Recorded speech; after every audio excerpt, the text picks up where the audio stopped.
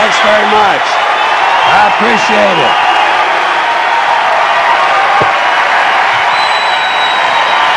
Thank you very much. Thank you all. Thank you. I appreciate that. Thank you. Thank you. So, let me ask you something. Let me ask you, how's everybody doing tonight, huh?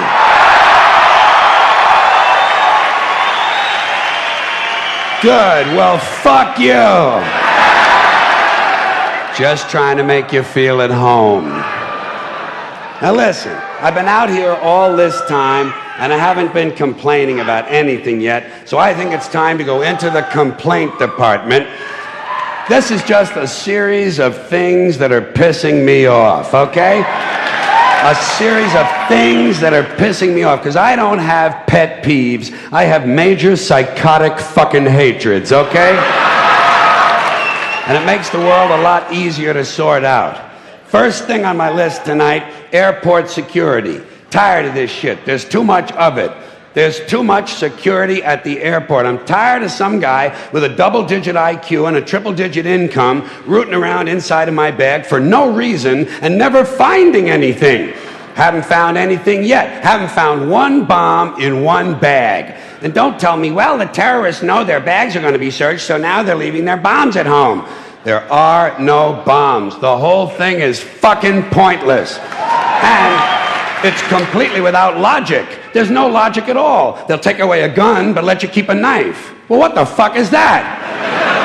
In fact, there's a whole list of lethal objects they will allow you to take on board. Theoretically, you could take a knife, an ice pick, a hatchet, a straight razor, a pair of scissors, a chainsaw, 6 knitting needles, and a broken whiskey bottle, and the only thing they're going to say to you is that bag has to fit all the way under the seat in front of you. And if you didn't take a weapon on board, relax. After you've been flying for about an hour, they're going to bring you a knife and fork. They actually give you a fucking knife. It's only a table knife, but you could kill a pilot with a table knife. Might take you a couple of minutes, you know. Especially if he's hefty, huh? Yeah, but you could get the job done if you really wanted to kill the prick. Shit, there's a lot of things you could use to kill a guy with. You could probably beat a guy to death with the Sunday New York Times, couldn't you? Or suppose you just had really big hands. Couldn't you strangle a flight attendant? Shit, you could probably strangle 2 of them, one with each hand. You know, if you were lucky enough to catch him in that little kitchen area before they give out the fucking peanuts, you know? But you could get the job done if you really cared enough. So why is it they allow a man with big, powerful hands to get on board an airplane? I'll tell you why. They know he's not a security risk because he's already answered the 3 big questions. Question number 1, did you pack your bags yourself? No.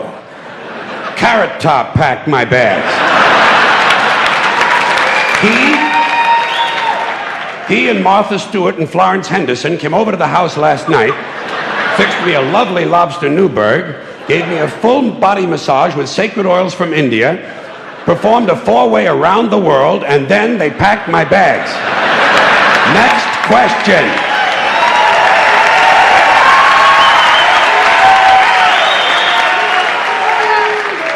Have your bags been in your possession the whole time? No. Usually the night before I travel, just as the moon is rising, I place my suitcases out on the street corner and leave them there unattended for several hours. Just for good luck. Next question. Has any unknown person asked you to take anything on board? Well, what exactly is an unknown person? Surely everyone is known to someone. In fact, just this morning, Kareem and Youssef Ali Ben Gaba seemed to know each other quite well. They kept joking about which one of my suitcases was the heaviest. And that's another thing they don't like at the airport, jokes. You know? Yeah, you can't joke about a bomb. Well, why is it just jokes? What about a riddle? How about a limerick? How about a bomb anecdote? You know, no punchline, just a really cute story. Or suppose you intended the remark, not as a joke, but as an ironic musing. Are they prepared to make that distinction? Why, I think not. And besides, who's to say what's funny? Airport security is a stupid idea, it's a waste of money, and it's only there for one reason, to make white people feel safe. That's all. The illusion. The feeling and illusion of safety. Because the authorities know they can't make an airplane completely safe. Too many people have access. You'll notice the drug smugglers don't seem to have a lot of trouble getting their little packages on board, do they? No, and God bless them too.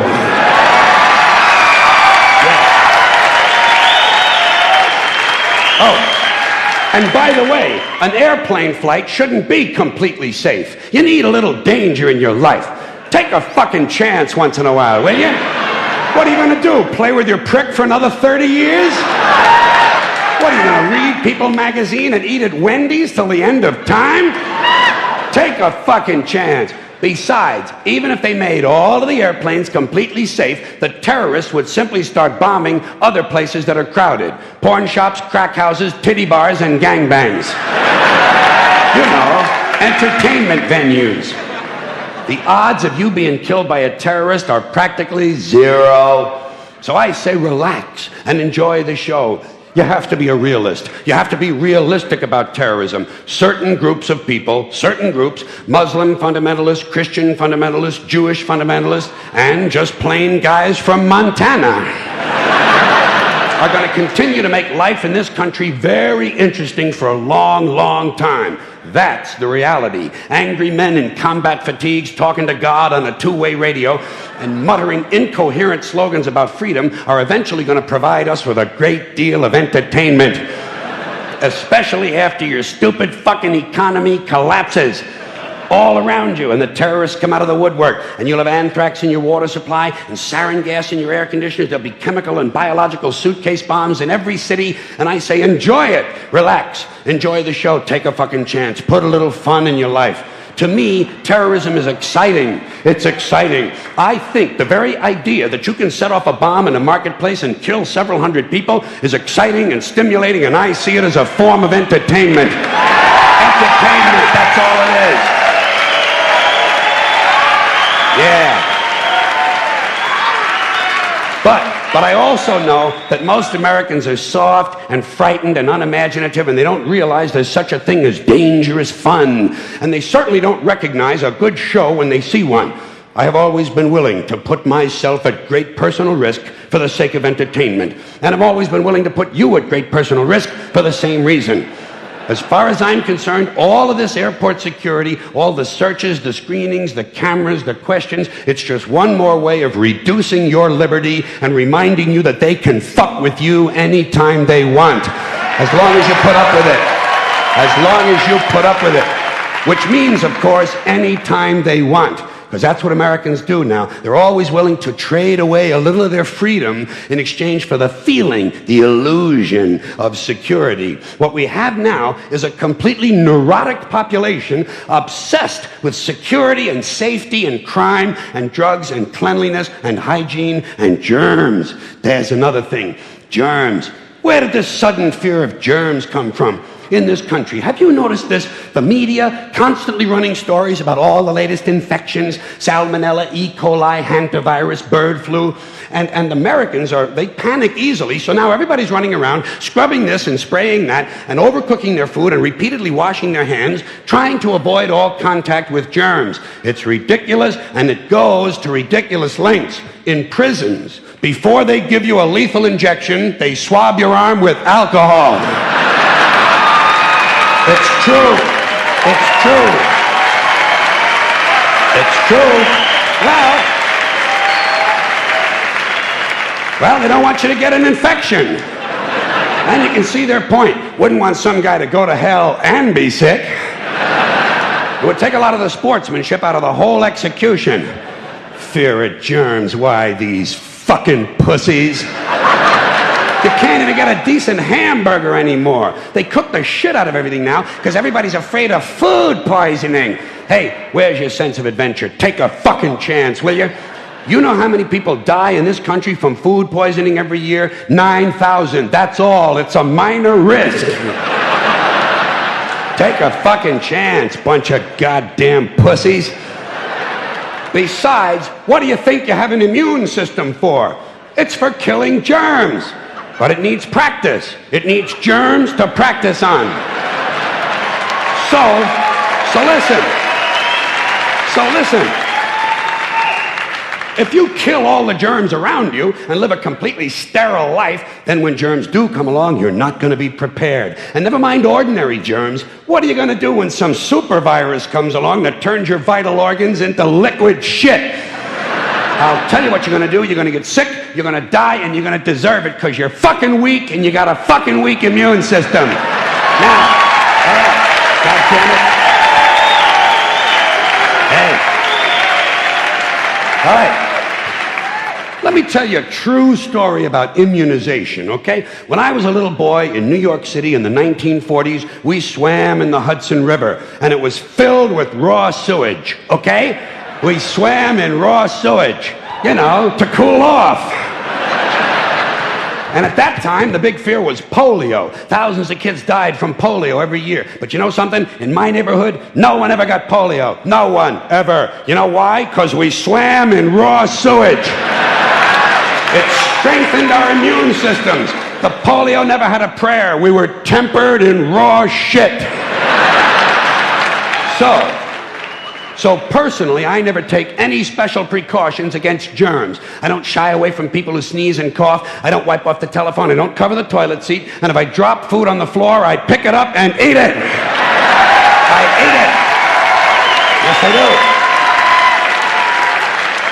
do. Even if I'm at a sidewalk cafe in Calcutta, the poor section, on New Year's morning during a soccer riot.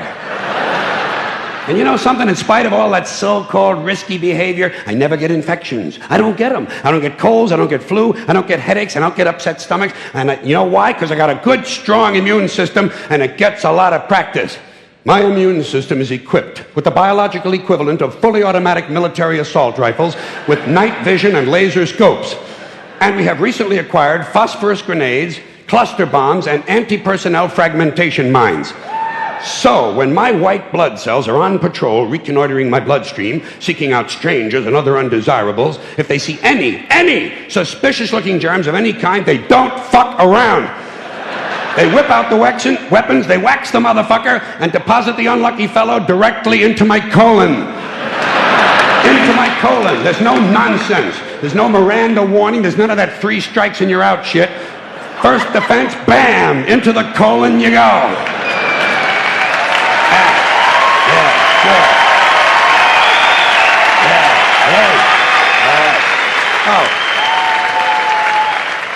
And speaking of my colon, I want you to know I don't automatically wash my hands every time I go to the bathroom, okay? Can you deal with that? Sometimes I do, sometimes I don't. You know when I wash my hands? When I shit on them. That's the only time. And you know how often that happens? Tops, 2-3 times a week. Tops. Maybe a little more frequently over the holidays, you know what I mean? And I'll tell you something else, my well-scrubbed friends. You don't always need a shower every day. Did you know that? It's overkill. Unless you work out or work outdoors or for some reason come in intimate contact with huge amounts of filth and garbage every day, you don't always need a shower. All you really need to do is to wash the 4 key areas. Armpits, asshole, crotch, and teeth. Got that? Armpits, asshole, crotch, and teeth. In fact, you can save yourself a whole lot of time if you simply use the same brush on all 4 areas.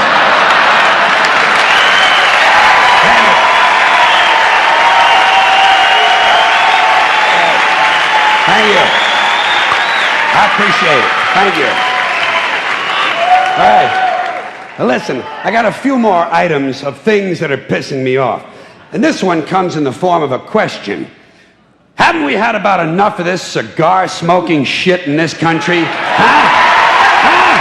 Hey, wow. When is this going to end? When is this shit gonna go away? When are these fat, arrogant, overpaid, overfed, overprivileged, overindulged, white-collar business criminal asshole cocksuckers gonna put out their cigars and move along to their next abomination? White pussy businessmen sucking on a big brown dick. That's all it is. That's all it is. That's all it was. Yeah. A big brown dick. Sigmund Freud said, sometimes a cigar is just a cigar. Oh yeah? Well, sometimes it's a big brown dick. With a fat, arrogant, white-collar business criminal asshole sucking on the wet end of it. But hey, the news is not all bad for me. Not all bad. You want to know the good part? Cancer of the mouth. Good. Fuck 'em. Makes me happy. It's an attractive disease. Goes nice with a cell phone. So light up, suspender man, and suck that smoke deep down into your empty suit and blow it out your ass, you fucking cocksucker. Now, thank you. Thank you. Hey. Here's another question I've been pondering. What is all this shit about angels? Have you heard this? Yeah, 3 out of 4 people now believe in angels. What are you, fucking stupid? Has everybody lost their fucking minds in this country? Angel shit. You know what I think it is? I think it's a massive, collective, psychotic, chemical flashback of all the drugs, smoked, swallowed, snorted, shot, and absorbed rectally by all Americans from 1960 to 1990. 30 years of adulterated street drugs will get you some fucking angels, my friend. Angel shit. What about goblins, huh? Doesn't anybody believe in goblins? Never hear about them except on Halloween, and it's always negative shit, too, you know? And zombies. Where the fuck are all the zombies? That's the trouble with zombies. They're unreliable. I say if you're going to buy the angel shit, you might as well go for the zombie package as well.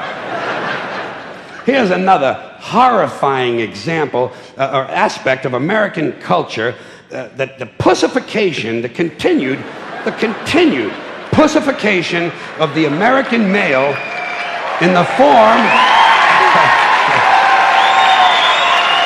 Yeah, all right. In the form of Harley-Davidson theme restaurants. What the fuck is going on here? Harley-Davidson used to mean something. It stood for biker attitude. Grimy outlaws and their sweaty mamas, full of beer and crank, rolling around on Harleys, looking for a good time, destroying property, raping teenagers, and killing policemen. All very necessary activities, by the way.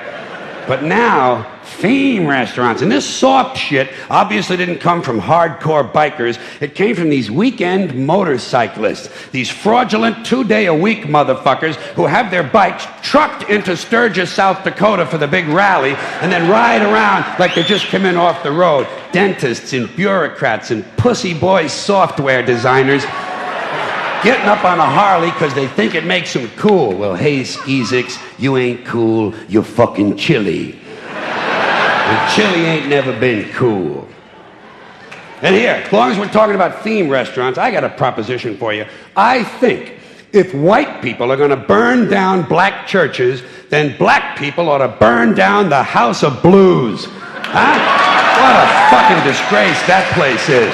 The House of Blues. They ought to call it the House of Lame White Motherfuckers.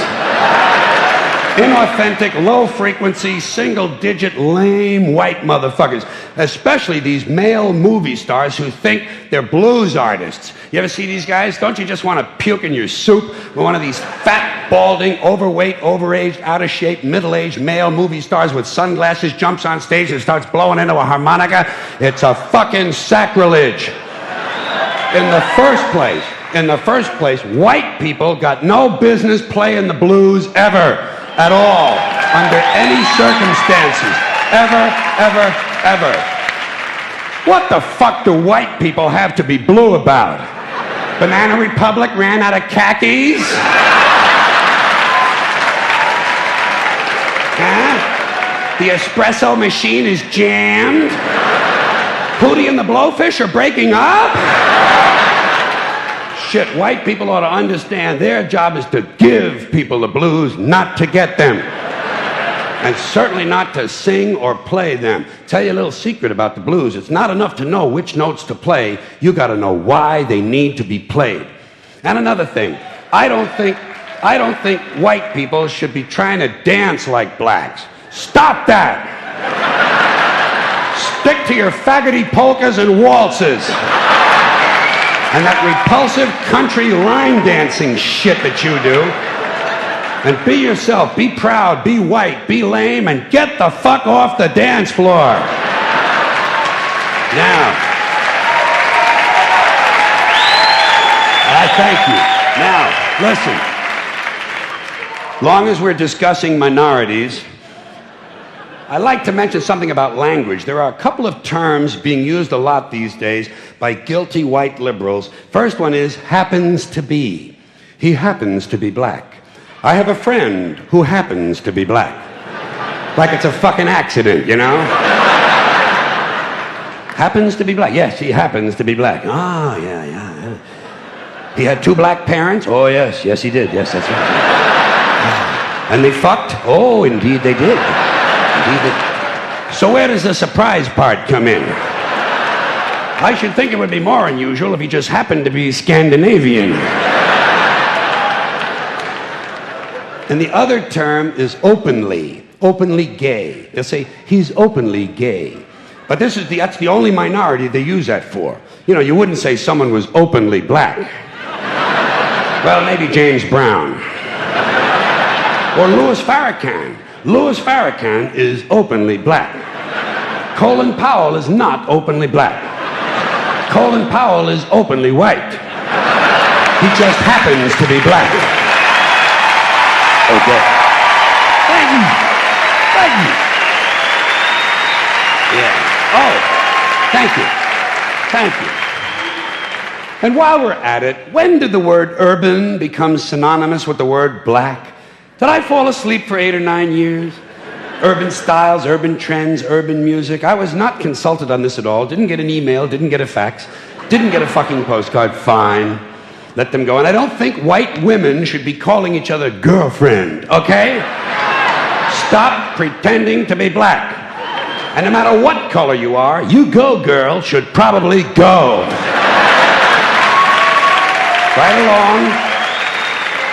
Right along with you the man. Hey, you the man. Oh yeah? Well, you the fucking honky. Now, something a little more positive for you. Don't want you to think the whole show is just negativity. This is about a festival. This is my idea for one of those big outdoor summer festivals. This is called Slugfest. And this is for men only. Here's what you do. You get about 100,000 of these fucking men. You know the ones I mean, these macho motherfuckers. Yeah, these strutting, preening, posturing, hairy, sweaty, alpha male jack-offs. The muscle assholes. You take about 100,000 of these disgusting pricks, and you throw them in a big dirt arena, big 25-acre dirt arena, and you just let them beat the shit out of each other for 24 hours nonstop. No food, no water, just whiskey and PCP. And you just let them punch and pound and kick the shit out of each other until only one guy is left standing. Then you take that guy and you put him on a pedestal and you shoot him in the fucking head. Yeah. Then you put the whole thing on TV. Budweiser would jump at that shit in half a minute. And guys would volunteer. Guys would line up. All you got to do is promise them a small appliance of some kind. Men will do anything. Just give them something that plugs in the wall, makes a whirring noise. Here's another male cliche. These guys who cut the sleeves off of their T-shirts so the rest of us can have an even more compelling experience of smelling their armpits. I say, hey, Bruno, shut it down, would you please? You smell like an anchovy's cunt, okay? Yeah. Not good. Whoa. Not good, Bruno, and definitely not for sharing. This is the same kind of guy that has that barbed wire tattoo that goes all the way around the bicep. You seen that, haven't you? That's just what I need. Some guy who hasn't been laid since the bicentennial wants me to think he's a bad motherfucker because he's got a picture, a painting of some barbed wire on his eyes. Hey, Junior, come around when you have the real thing on there. I'll squeeze that shit on good and tight for you, okay? No kidding. No kidding. This is the same kind of guy. If you smashed him in the face 8 or 9 times with a big chunk of concrete and then beat him over the head with a steel rod for an hour and a half, you know what? He'd drop like a fucking rock. Like a rock. Here's another guy thing that sucks. These t-shirts that say, lead, follower, get out of the way. You ever see that? This is more of that stupid Marine Corps bullshit.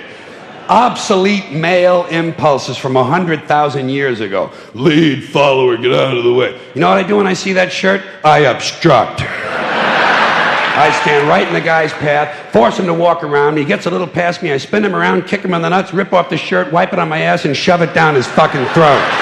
That's what I do when I see that shirt. Yeah. Hey, listen. That's all these Marines are looking for, a good time.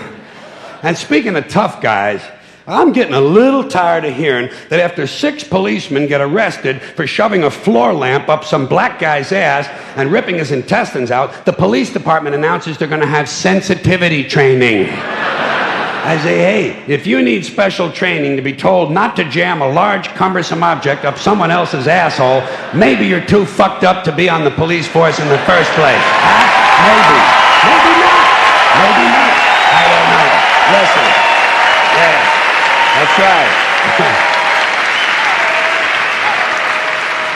You know what they ought to do? They ought to have 2 new requirements for being on the police. Intelligence and decency. You never can tell. It might just work. It certainly hasn't been tried yet. No one should ever have any object placed inside their asshole that is larger than a fist and less loving than a dildo. Okay? Now, this next thing is about our president. This is about our president. Bill Jeff. Clinton. I don't call him Clinton. I call him Clinton. Clinton. C-L-I-T. T-I-N apostrophe. His big deal was JFK. Isn't that right? Loved JFK. Wanted to emulate JFK in every way. Well, JFK's administration was called Camelot. Although it really should have been called Come-A-Lot. Because that's what he did. He came a lot. So Clinton's looking for a legacy. That's what he should call it. Well, maybe Come a Little would be better for him. Because he came a little. You know, little on the dress, little on the desk. Not a whole lot, really. Hey, he was no match for Kennedy in the pussy department. Kennedy aimed high. Marilyn Monroe. Clinton showed his dick to a government clerk. There's a drop-off here. There's a drop-off. Thank you. Thank you. Now, I appreciate it. Something else I'm getting tired of is all this stupid bullshit we have to listen to all the time about children. It's all you hear in this country. Children. Help the children. What about the children? Save the children. You know what I say? Fuck the children. Fuck them. They're getting entirely too much attention. And I know what you're thinking. You say, Jesus, he's not going to attack children, is he? Yes, he is. He's going to attack children. And remember, this is Mr. Conductor talking. I know what I'm talking about. I know what I'm talking about. And I also know all you single dads and soccer moms who think you're such fucking heroes aren't going to like this, but somebody's got to tell you for your own good, your children are overrated and overvalued. You've turned them into little cult objects. You have a child fetish, and it's not healthy. And don't give me that weak shit. Well, I love my children. Fuck you. Everybody loves their children. Doesn't make you special. John Wayne Gacy loved his children. Kept them all right out in the yard near the garage. That's not what I'm talking about. What I'm talking about is this constant, mindless yammering in the media, this neurotic fixation that somehow everything has to be revolved around children. It's completely out of balance. Listen, there are a couple of things about kids you have to remember. First of all, they're not all cute, okay? In fact, if you look at them close, some of them are rather unpleasant looking. And a lot of them don't smell too good either. The little ones in particular seem to have a kind of urine and sour milk combination or something. Stay with me on this. The sooner you face it, the better off you're going to be.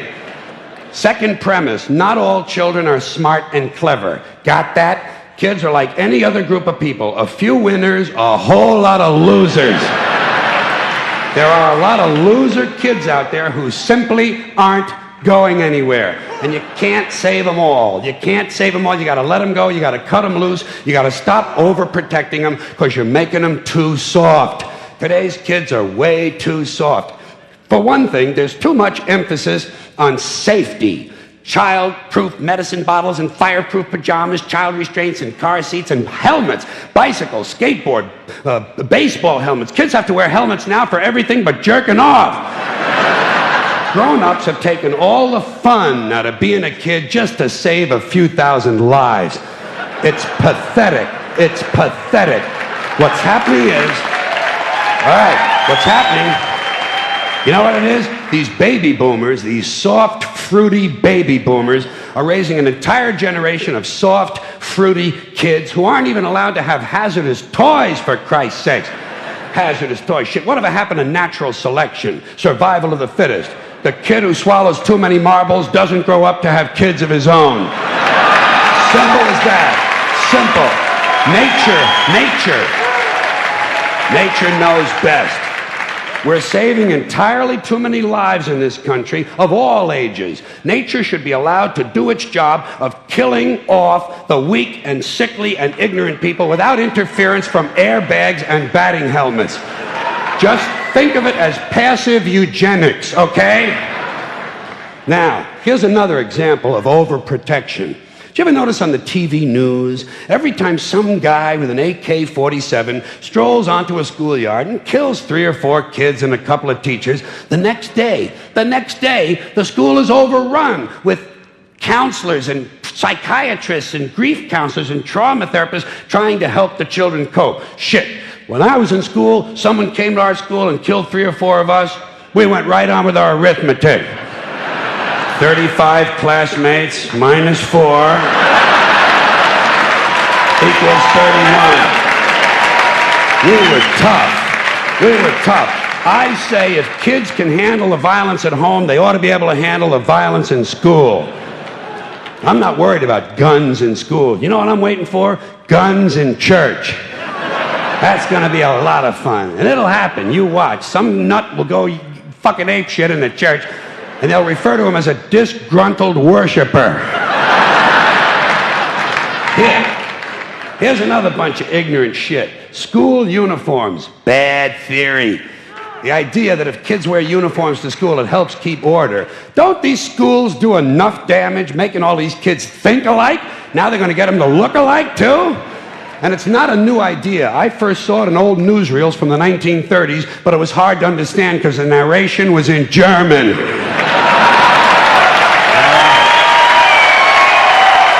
One more.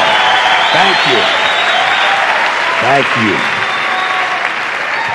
One more item about children, and that is this superstitious nonsense that blames tobacco companies for kids who smoke. Listen. Kids don't smoke because a camel in sunglasses tells them to. They smoke for the same reasons adults do, because it relieves anxiety and depression. And you'd be anxious and depressed too if you had to put up with these pathetic, insecure, striving, anal, yuppie parents who enroll you in college before you're old enough to know which side of the playpen smells the worst. And then they fill you full of Ritalin and drag you all over town in search of meaningless structure. Little League, Cub Scouts, swimming, soccer, karate, piano, bagpipes, watercolors, witchcraft, glass blowing, and dildo practice. They even have play dates, for Christ's sakes. Playing is now done by appointment. Whatever happened to you show me your wee-wee and I'll show you mine? Hey, no wonder kids smoke. It helps. Not as much as weed, but hey, you can't have everything. You know it's true. Parents are burning these kids out on structure. I think every day all children should have 3 hours of daydreaming. Just daydreaming. You could use a little of it yourself, by the way. Just sit at the window, stare at the clouds. It's good for you. If you want to know how you can help your children, leave them the fuck alone.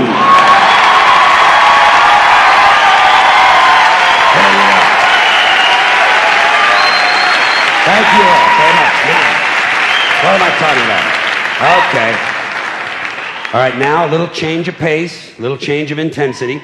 I want you to know what's on television tonight on the other channels. Always like people to know what it is they're missing by listening to my shit.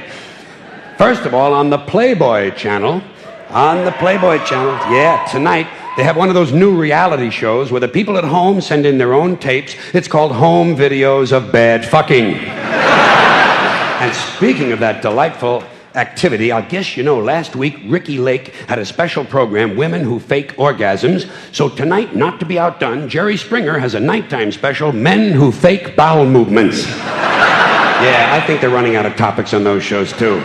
Sally Jesse's next show is Rapists Who Force Their Victims to Play Yahtzee Beforehand. Getting a little strange on daytime TV.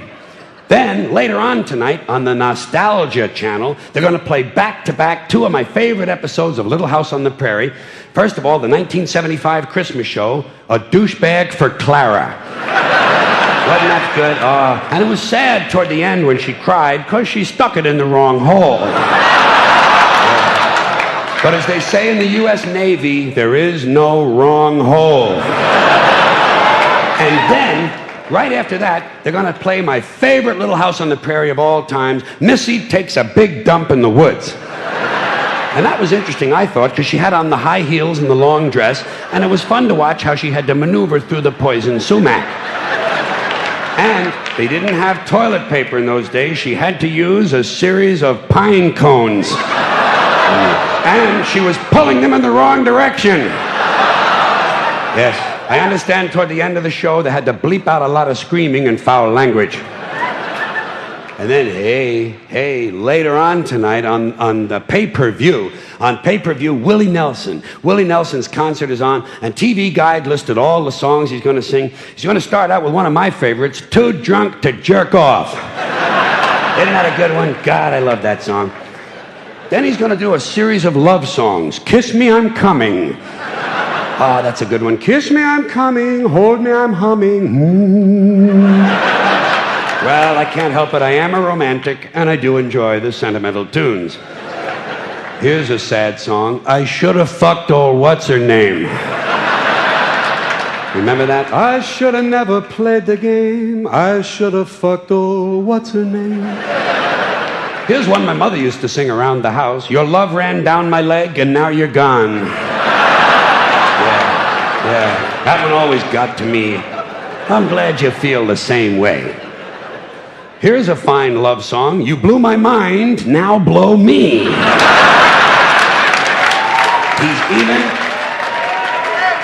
He's even going to do a Stevie Wonder song. I just called to say I tested positive. Yeah, well, you don't want to leave anybody out. Do you know what I mean? And hey, what would a Willie Nelson show be without a couple of cowboy songs? He's going to do that one George Jones and Waylon Jennings wrote, drinking beer, taking a shit, and passing out.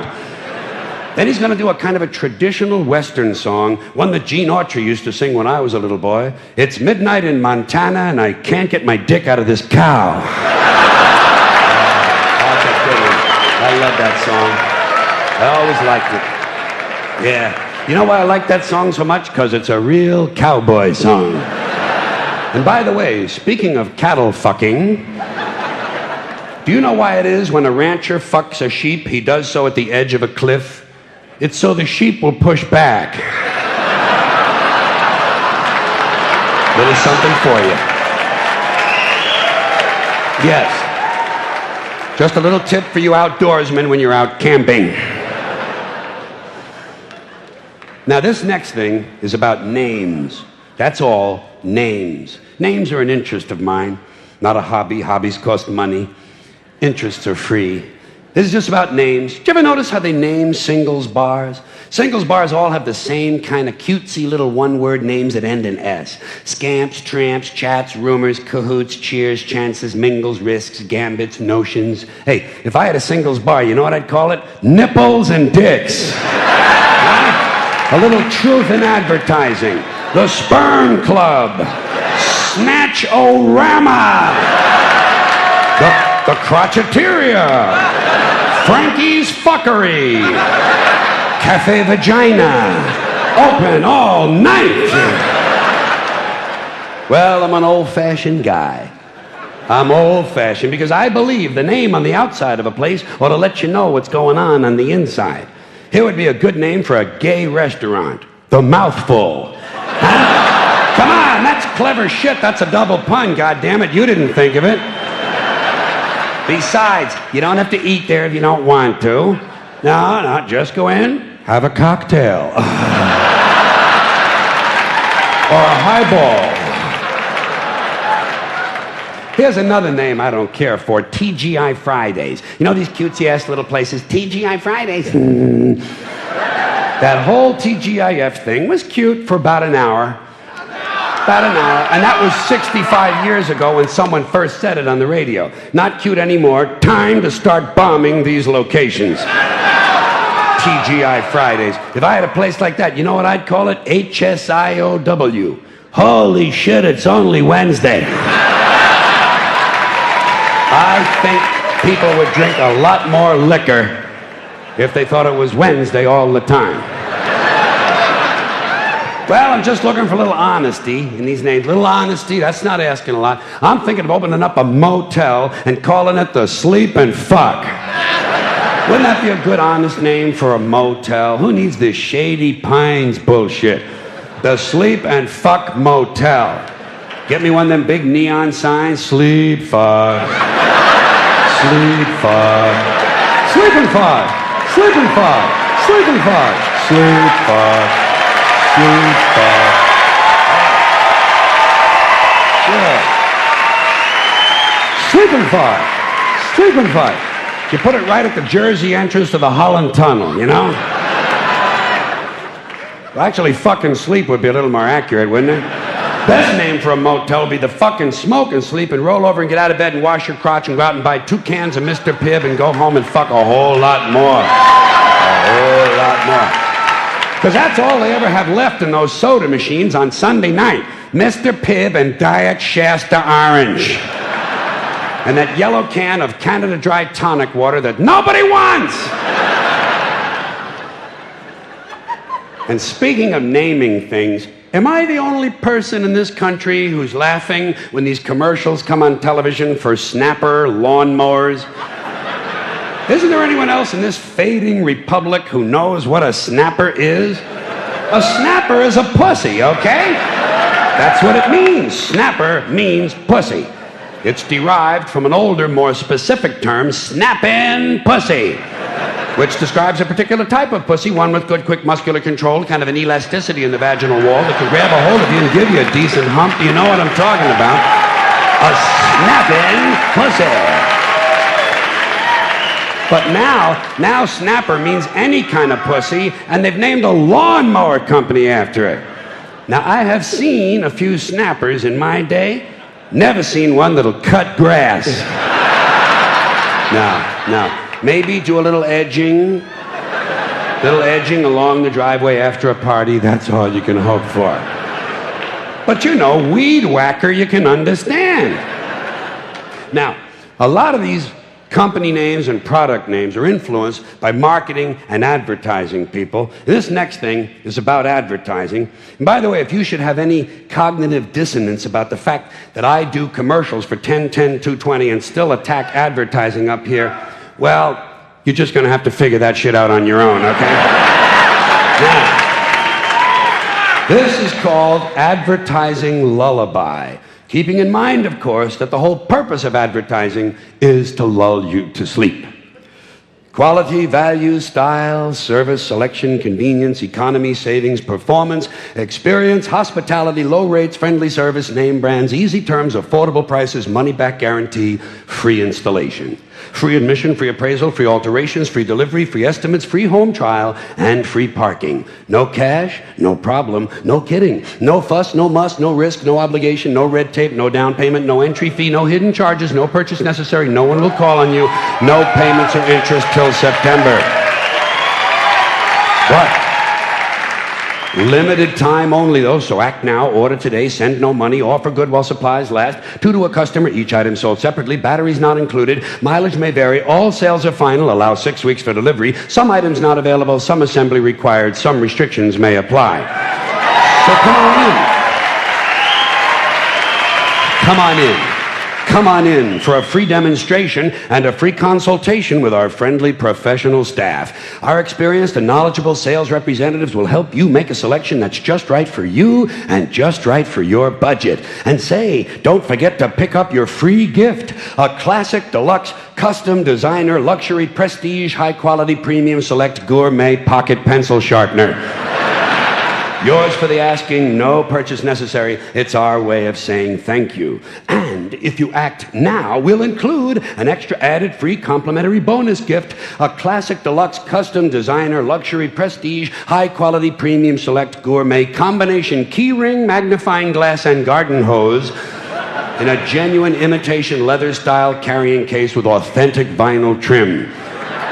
Yours for the asking, no purchase necessary. It's our way of saying thank you.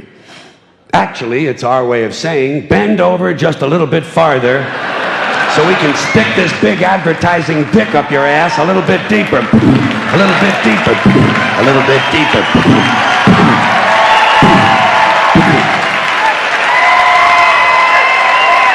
You miserable, no good fucking consumer asshole.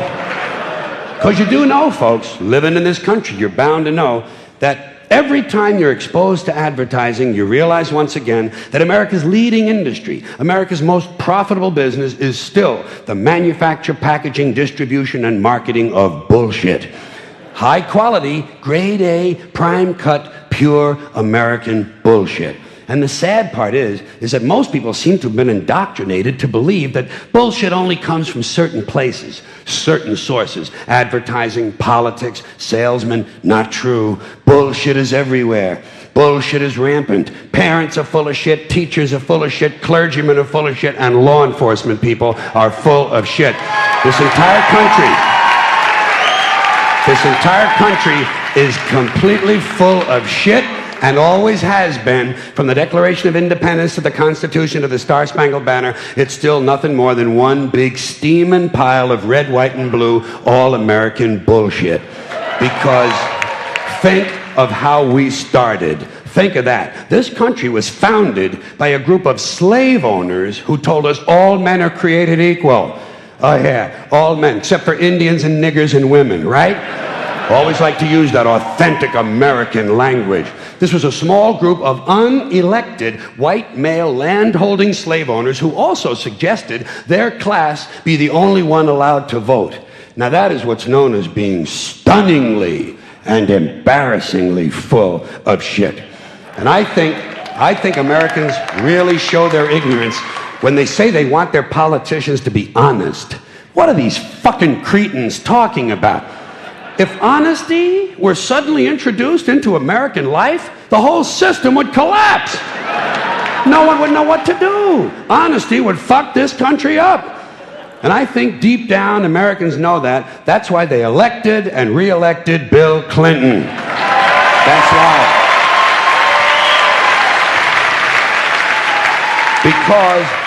Because the American people like their bullshit right out front where they can get a good, strong whiff of it.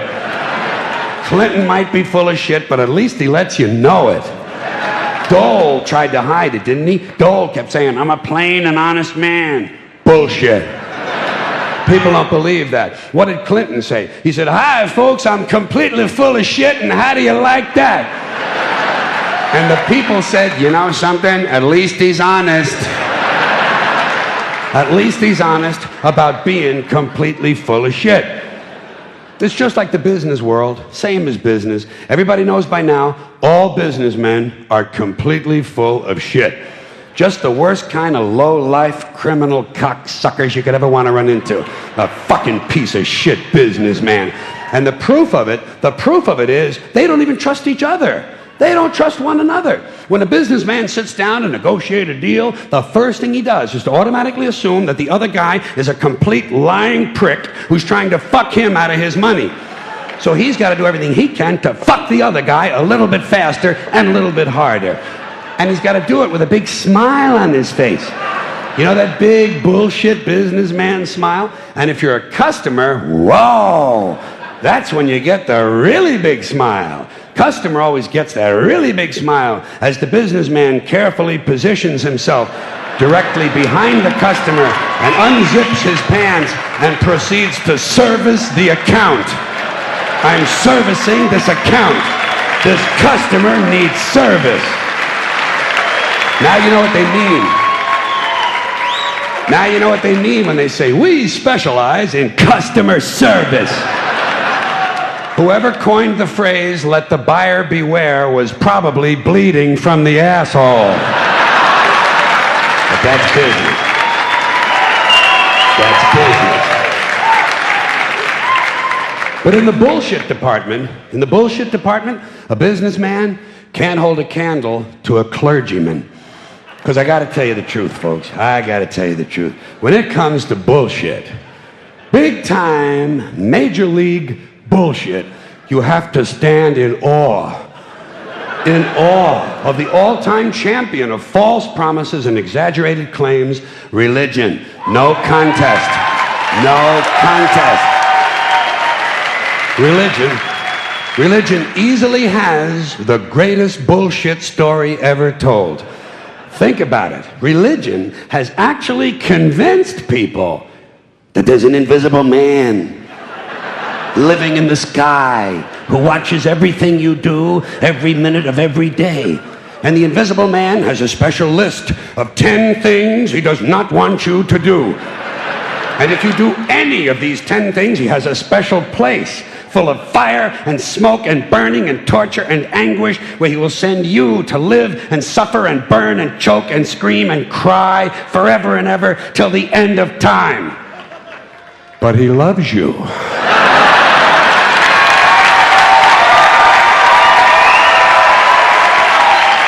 He loves you. He loves you and he needs money. He always needs money. He's all powerful, all perfect, all knowing, and all wise. Somehow, just can't handle money.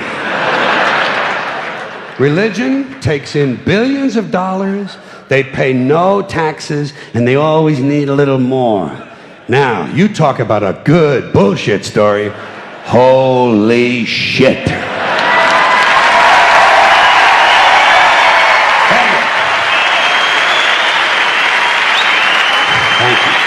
But, thank you very much. But I want you to know something. This is sincere. I want you to know, when it comes to believing in God, I really tried. I really tried. I tried to believe that there is a God who created each of us in his own image and likeness, loves us very much, and keeps a close eye on things.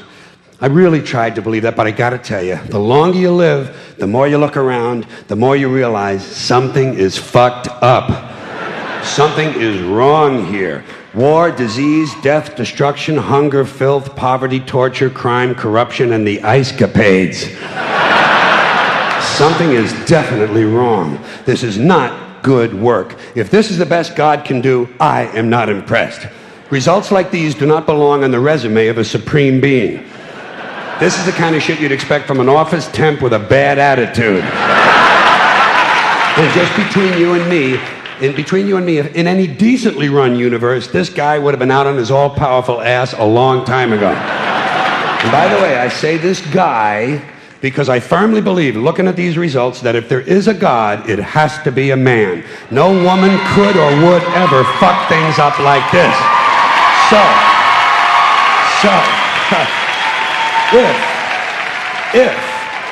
If there is a God, I think most reasonable people might agree that he's at least incompetent and maybe just maybe, doesn't give a shit.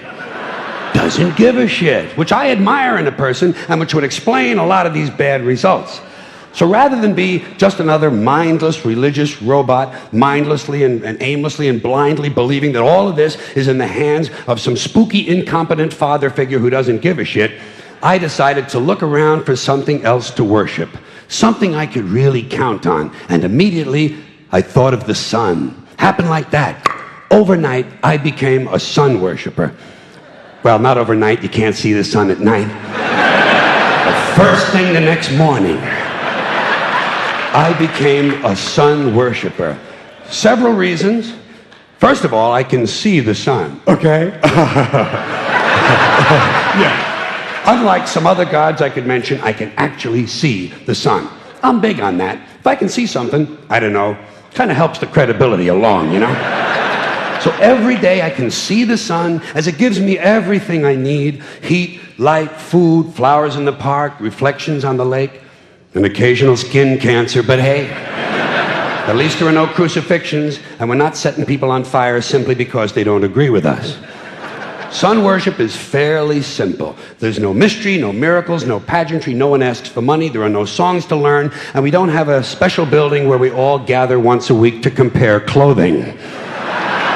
And the best thing about the sun, it never tells me I'm unworthy. Doesn't tell me I'm a bad person who needs to be saved. Hadn't said an unkind word. Treats me fine. So I worship the sun. But I don't pray to the sun. Know why? I wouldn't presume on our friendship. It's not polite. I've often thought people treat God rather rudely, don't you? Asking trillions and trillions of prayers every day, asking and pleading and begging for favors. Do this, give me that, I need a new car, I want a better job. And most of this praying takes place on Sunday, his day off. It's not nice, and it's no way to treat a friend. But people do pray, and they pray for a lot of different things. You know, your sister needs an operation on her crotch. Your brother was arrested for defecating in a mall. But most of all, you'd really like to fuck that hot little redhead down at the convenience store. You know, the one with the eye patch and the club foot, huh? Can you pray for that? I think you'd have to. And I say, fine, pray for anything you want. Pray for anything. But what about the divine plan? Remember that? The divine plan. Long time ago, God made a divine plan. Gave it a lot of thought, decided it was a good plan, put it into practice. And for billions and billions of years, the divine plan has been doing just fine. Now you come along and pray for something. Well, suppose the thing you want isn't in God's divine plan. What do you want him to do? Change his plan? Just for you? Doesn't it seem a little arrogant? It's a divine plan. What's the use of being God if every rundown schmuck with a $2 prayer book can come along and fuck up your plan? And here's something else, another problem you might have. Suppose your prayers aren't answered. What do you say? Well, it's God's will. Thy will be done. Fine, but if it's God's will and he's going to do what he wants to anyway, why the fuck bother praying in the first place? Seems like a big waste of time to me. Couldn't you just skip the praying part and go right to his will? It's all very confusing. So to get around a lot of this, I decided to worship the sun. But as I said, I don't pray to the sun. You know who I pray to? Joe Pesci. Joe Pesci. Joe Pesci. 2 reasons. First of all, I think he's a good actor, okay? To me, that counts. Second, he looks like a guy who can get things done. Joe Pesci doesn't fuck around. Doesn't fuck around. In fact, Joe Pesci came through on a couple of things that God was having trouble with. For years, I asked God to do something about my noisy neighbor with the barking dog. Joe Pesci straightened that cocksucker out with 1 visit. It's amazing what you can accomplish with a simple baseball bat. So I've been praying to Joe for about a year now. And I noticed something. I noticed that all the prayers I used to offer to God and all the prayers I now offer to Joe Pesci are being answered at about the same 50% rate. Half the time I get what I want, half the time I don't. Same as God, 50-50. Same as the 4-leaf clover and the horseshoe, the wishing well and the rabbit's foot. Same as the mojo man. Same as the voodoo lady who tells you your fortune by squeezing the goat's testicles. It's all the same, 50-50. So just pick your superstition, sit back, make a wish, and enjoy yourself. And for those of you who look to the Bible for moral lessons and literary qualities, I might suggest a couple of other stories for you. You might want to look at The Three Little Pigs. That's a good one. Has a nice, happy ending. I'm sure you'll like that. Then there's Little Red Riding Hood, although it does have that X-rated part where the big bad wolf actually eats the grandmother, which I didn't care for, by the way. And finally, I've always drawn a great deal of moral comfort from Humpty Dumpty. The part I like the best, all the king's horses and all the king's men couldn't put Humpty Dumpty back together again. That's because there is no Humpty Dumpty and there is no God. None, not one, no God, never was. In fact, I'm gonna put it this way. If there is a God, may he strike this audience dead. See, nothing happened. Nothing happened. Everybody's okay. All right? Tell you what. I'll raise the stakes a little bit. If there is a God, may he strike me dead. See? Nothing happened. Oh, wait, got a little cramp in my leg. And my balls hurt. Plus, I'm blind. Oh, now I'm okay again. Must have been Joe Pesci, huh? God bless Joe Pesci. Thank you all very much. Joe bless you. Thank you very much. I appreciate it.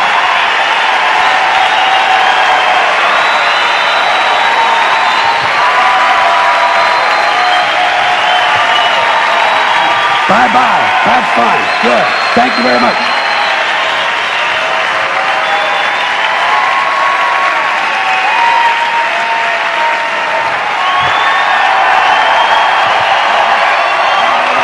Have a good time. Have a good time. Thank you.